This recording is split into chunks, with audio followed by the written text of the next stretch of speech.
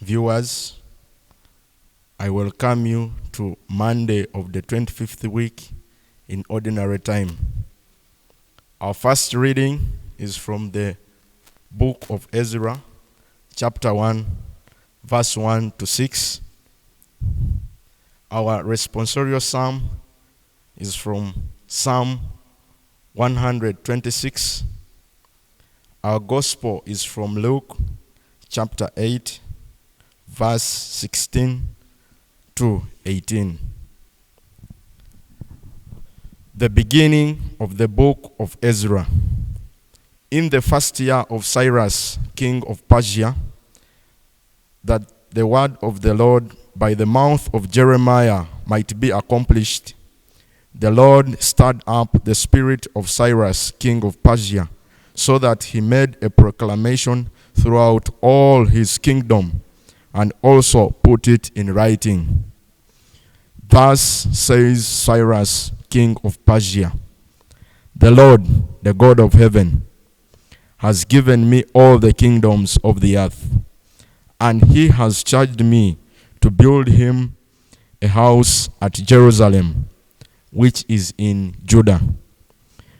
Whoever is among you of all his people, may his God be with him, and let him go up to Jerusalem, which is in Judah, and rebuild the house of the Lord, the God of Israel. He is the God who is in Jerusalem. And let each survivor, in whatever place he sojourns, be assisted by the men of his place with silver and gold, with goods and with beasts, besides freewill offerings for the house of God which is in Jerusalem." Then rose up the heads of the fathers' houses of Judah and Benjamin, and the priests and the Levites, and everyone whose spirit God had stirred up to go to rebuild the house of the Lord which is in Jerusalem. And all who were about them aided them with vessels of silver, with gold, with goods, with beasts, and with costly wares, besides all that was freely offered. The word of the Lord. Thanks be to God. What great deeds the Lord worked for us. What great deeds the Lord worked for us. When the Lord brought back the exiles of Zion, we thought we were dreaming. Then was our mouth filled with laughter, on our tongues songs of joy. What great deeds the Lord worked for us. Then the nations themselves said, "What great deeds the Lord worked for them. What great deeds the Lord worked for us." Indeed, we were glad. What great deeds the Lord worked for us. Bring back our exiles, O Lord, as streams in the south. Those who are sowing in tears will sing when they reap. What great deeds the Lord worked for us. They go out full of tears, bearing seed for the sowing. They come back with a song, bearing their sheaves. What great deeds the Lord worked for us. Alleluia. Let your light so shine before men, that they may see your good works and give glory to your Father. Alleluia. The Lord be with you, with your spirit. A reading from the Holy Gospel according to Luke. Glory to you, O Lord. At that time, Jesus said to the crowds, "No one, after lighting a lamp, covers it with a vessel or puts it under a bed, but puts it on a stand, that those who enter may see the light. For nothing is hidden that shall not be made manifest, nor anything secret that shall not be known and come to light. Take heed then how you hear, for to him who has will more be given, and from him who has not, even what he thinks that he has will be taken away." The Gospel of the Lord.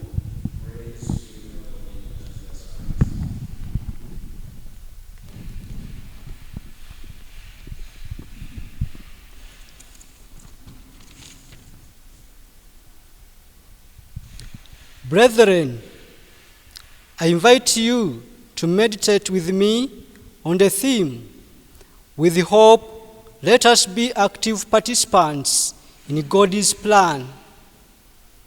Brothers and sisters, today's readings offer a beautiful and powerful message of hope and active participation in God's plan. The first reading from the book of Ezra recounts a moment of dramatic reversal. The exiled Israelites who had lost their homes and their temple are given an extraordinary opportunity to return to Jerusalem and rebuild. King Cyrus, a pagan ruler, is inspired by God to set them free. This teaches us that God's work is not limited to only those we expect.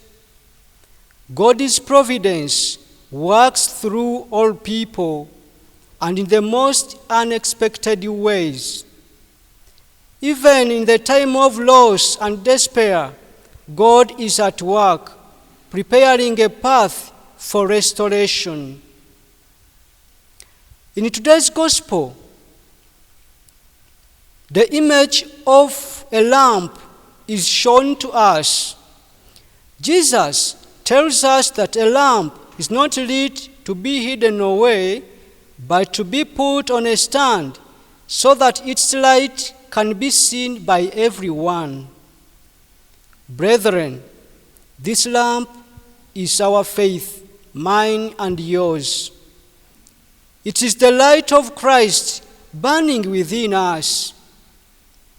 Jesus' message challenges us today. We live in a world that needs light, a world often filled with darkness, confusion, and despair. Yet, how often do we hide our faith, we may ask? Friends, we might keep it to ourselves in the privacy of our hearts or within the walls of our church, afraid to let it shine in our daily lives. We might be silent in our workplaces, hesitant to speak up for what is right, or too busy to show a simple act of kindness that would reflect Jesus' love. Jesus says, "Take heed then how you hear." This is a call to be more than just listeners. It's a call to action. True faith is not passive, but rather active. Brothers and sisters, this call must be lived out in our work, shared among ourselves, and seen in our daily lives. When we live our faith openly and authentically with integrity, compassion, and courage, we become that lamp on a stand. Remember, brothers and sisters, that the more we share this light, the brighter it will become. Let us not be Christians of the shadows. Let us be lamps in a dark world. Let us place our faith on the stand of our lives, allowing it to shine brightly for all to see.